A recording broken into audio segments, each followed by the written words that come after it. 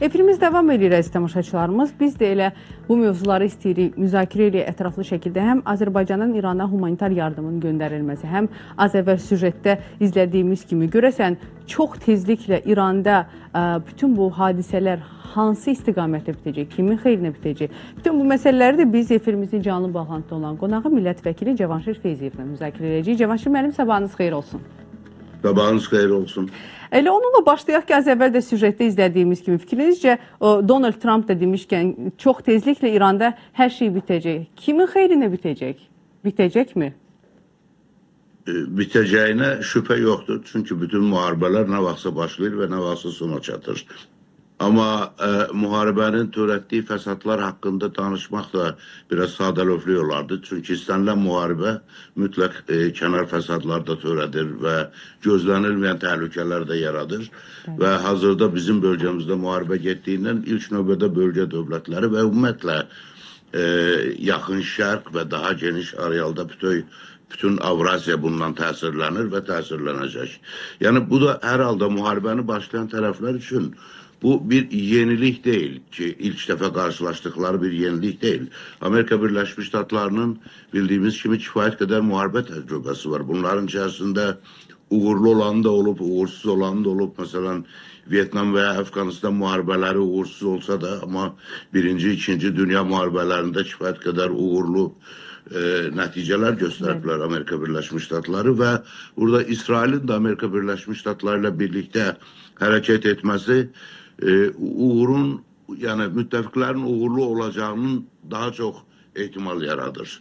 Və müharibənin istər yanacaq bazarına təsiri, istər transport, logistika yollarına təsiri bu qaçılmazdır və mən heç şübhə etmirəm ki, müharibəyə başlamamışdan əvvəl Amerika Birləşmiş Ştatları və İsrail bütün bunları ətraflı nəzərdən keçiriblər, hesablayıblar. Yəni, çox sadəlövlük olardı ki, əgər bu fəsadları hesablamasaydılar. Əlbəttə, müharibə bitəcək və elə bilirəm ki, Amerika Birləşmiş Ştatları məqsədinə nail olmayana qədər müharibəni başa çatdırmayacaq. Cavanşir müəllim, bəs Azərbaycanın İrana humanitar yardım göndərməsi regionda hansı siyasi və humanitar mesajları verir? Eyni zamanda da bunu sizin də şərhinizi eşitmək maraqlı olardı. Azərbaycanın humanitar yardım göndərməsi tamamilə təbii bir hadisədir. Çünki birincisi Azərbaycan müharibə edən tərəflərin heç bir tərəfi tutmur, heç bir tərəfdə iştirak etmir. Və digər tərəfdən İran əhalisinin demək olar ki, yarısı bizim soydaşlarımızdır və belə bir gərgin şəraitdə, müharibə şəraitində humanitar yardım etməmək kimi bir fikir ağla gələ də bilməzdi. Ona görə Azərbaycan bir tərəfdən İran tərəfindən Azərbaycan ərazisinə atılmış drona qarşı öz tələblərini irəli sürürsə də, digər tərəfdən öz humanitar missiyasını yerinə yetirir və bu da çox normal bir hadisədir. Və bütün beynəlxalq qanunlara görə, həm də bizim İranla bağlı mənəvi bağlılığımıza görə, tarixi bağlılığımıza görə bu humanitar yardım mütləq olmalıydı və düşünürəm ki, bu da hətta davam etdiriləcək. Aydındır, təşəkkür edirik. Digər bir məsələyə toxunmaq istəyərdik ki, Amerika-İran qarşıdurmasının bütün bu məsələlərin fonunda eyni zamanda da Amerika-İran və İsrailin yaxın şərqdə qüvvələr balansını necə dəyişə bilər və bunun region ölkələrinə təsiri necə olacaq? Müharibənin nəticəsindən asılı olaraq yaxın şərqdə qüvvələr balansı kifayət dərəcədə dəyişəcək. Çünki baxın, son 10 illiklərə baxdıqda, yəni İranda İslam inqilabı baş verdikdən sonra bölgəmizdə, bütövlükdə yaxın şərqdə baş verən hadisələr onu göstərir ki, İran özü 40 ildən çox sanksiyalar altında olmasına baxmayaraq, regionda kifayət qədər təsir gücü qazanıb. Demək olar ki, bütün yaxın şərq ölkələrində İranı dəstəkləyən proksi qüvvələr var. Və bu proksi qüvvələrin gücü bəzən bəzi dövlətlərin gücünə də bərabər hesab etmək olar. Məsələn, Yəməndə Husilərin hakimiyyətə gəlişi, üsyan qaldırması hakimiyyətə gəlişi və Hörmüz boğazında aparılan iqtisadi transaksiyalara, əməliyyatlara maneçilik törətməsi, Livanda Hizbullah'ın qərargahının və böyük güc toplaması, orada böyük güc toplaması və İsrailə təhlükə yaratması, eləcə də Körfəz ölkələrinin demək olar ki, hər birini Hörmüz boğazı ilə şantaj etməsi, bütün bunlar əslində bütün yaxın şərqi çox böyük gərginlikdə saxlayıb və uzun illər ərzində. Və bu müharibə birdən-birə ortaya çıxmadı ki, bu müharibə 40 ildən çox davam edən İranın apardığı siyasətin nəticəsində ortaya çıxdı. Və ona görə də 40 ilə yaxın formalaşmış bugünkü konfigurasiya çoxsaylı ölkələr üçün problem yaradır. Və bu problemi həll etməyin də yeganə yolu artıq belə qərara gəlindi ki, bu rejimin dəyişdirilməsi, müharibə yolu ilə rejimin dəyişdirilməsindən keçir. Və ona görə də bu müharibə başladı. Baxın, indi müharibə başlayandan sonra baxmayaraq ki, Körfəz ölkələrinin heç biri bu müharibədə Amerika Birləşmiş Ştatlarını və ya İsraili dəstəkləmir.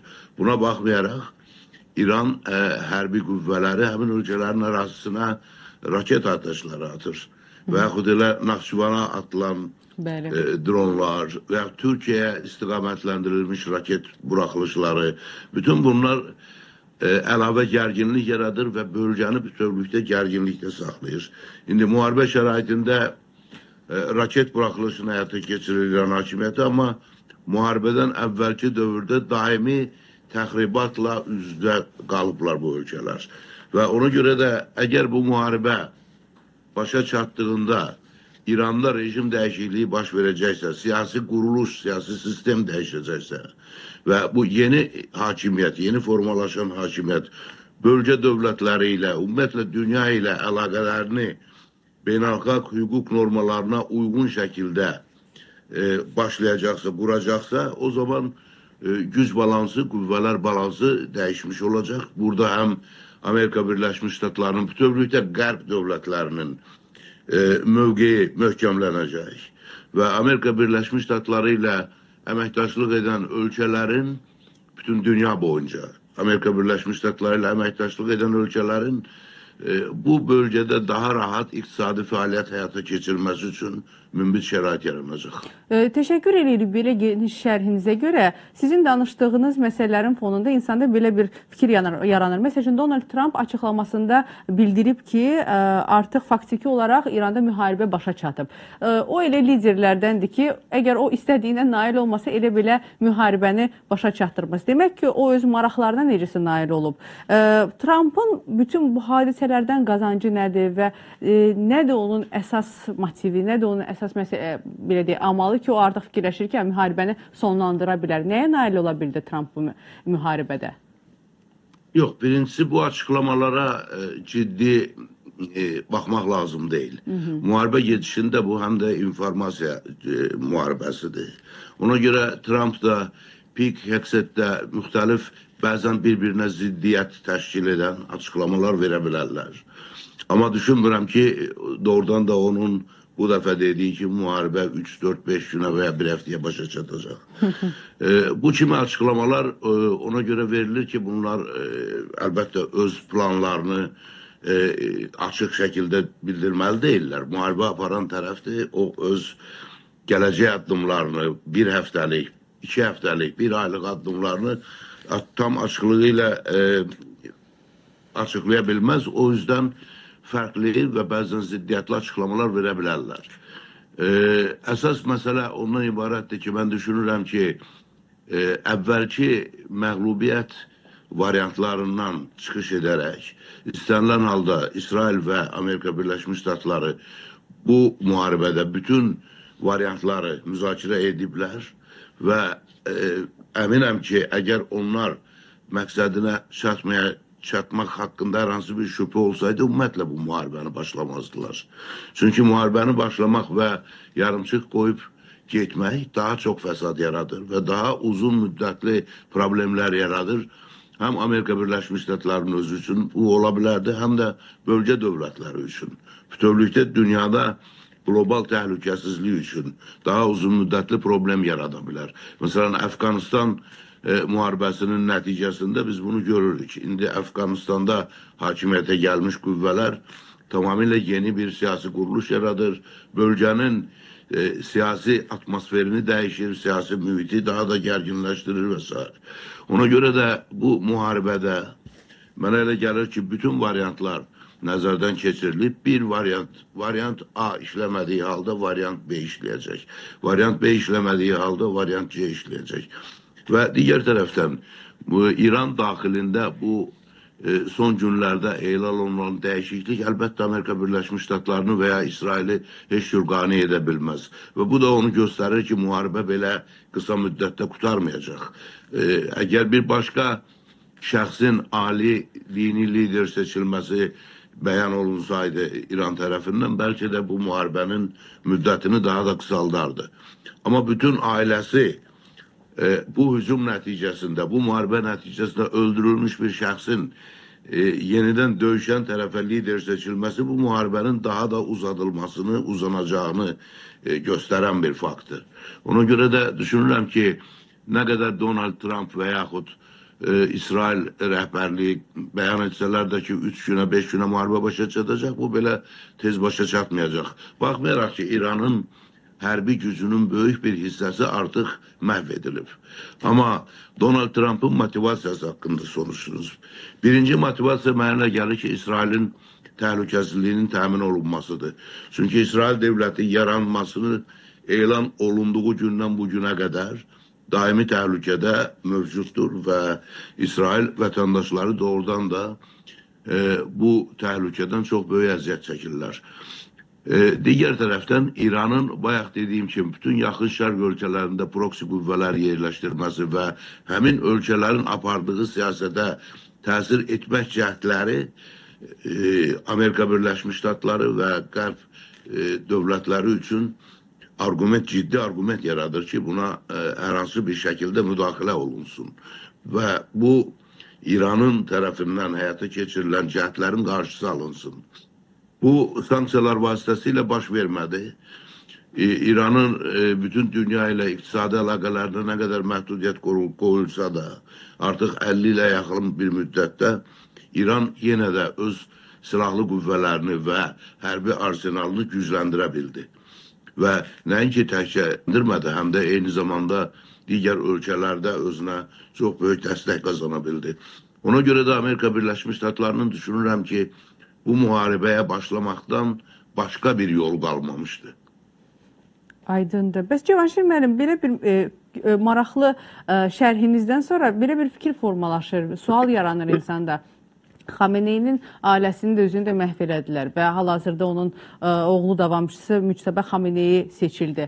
Əslində İran xalqı Xameneyinin ölümündən sonra bəlkə də içində hansı ümid yaranmışdı ki, bütün bu sistem dağılacaq, artıq daha azad bir sistem baş tutacaq. Görəsən fikrinizcə oğlu seçiləndən sonra atası kimi diktatura rejimini davam etdirə biləcəkmi və yoxsa şans var ki, insanların azadlığa hansısa faiz də olsa belə də şansı olacaq ki, daha azad rejimə keçsinlər və onun başçılıq elədiyi bu rejim dağılacaq? Əlbəttə, İran rəhbərliyindəki bu cür dəyişiklik İran xalqına yaxşı heç nə vəd etmir. Əksinə, daha ciddi təzyiqlər, təhdidlər olacaq və bu repressiya daha da güclənəcək əgər bu şəkildə davam edərsə. Və digər tərəfdən İran xalqının bu 40 ildən çox müddət ərzində mübarizəsinə biz nəzər salsaq görərik ki, məsələn 20 il əvvəl Amerika Birləşmiş Ştatları tərəfindən İran rəhbərliyinə hər hansı bir təzyiq və ya təhdid göstəriləndə doğrudan da İran cəmiyyəti hakimiyyət ətrafında birləşirdi və İran Tehran küçələrində milyonluq nümayişlərdə, etiraz nümayişlərində Amerikaya ölüm və s. kimi şüarlar səsləndirilirdi. Amma bu son etiraz nümayişlərində ondan əvvəlki məsələn 2019, 2022-ci il, 2025-ci il, 2026-cı ilin başlanğıcında olan nümayişlərdə artıq əhali birbaşa adı ilə Xomeyniyə ölüm şüarları ilə meydana çıxdılar. Bu onu göstərir ki, əhali artıq sizin də dediyiniz kimi son həddədir. Yəni, əhalinin istirabları, yaşadıkları bu məşəqqətlər artıq son həddə çatıb və geriyə yol yoxdur artıq. Ona görə əgər bu rejim mövcud olmaqda davam etsə belə, əhali artıq daha böyük müqavimətlə bu mübarizəni davam etdirəcək. Amma mən düşünmürəm ki, rejim öz mövcudluğunu davam etdirəcək. Çünki Amerika Birləşmiş Ştatları və İsrail bu rejimi dəyişmədən bu müharibəni dayandırmayacaqlar. Əgər bəzi analitiklərin dediyi kimi, hətta bu əvvəldən gözlənilməz bir çətinliklərlə üzləşsə belə, o zaman NATO üzvləri, Qərb ölkələri koalisiyaya qoşulacaq və İrana qarşı böyük bir koalisiya yaranacaq. Yəni burada İranın bu müharibədən sağ çıxacağını ehtimal etmək düşünürəm ki, sadəlövhlük olardı. Cavanşir müəllim, təşəkkür edirik. Maraqlı idi sizin dilinizdən bu şərhi eşitmək. Düşünürəm ki, bu məsələni ətraflı əhatə elədik. Çox sağ olun. Sağ olun. Əziz tamaşaçılarımız, bizimlə canlı bağlantıda millət vəkilimiz Cavanşir Feyziyev idi.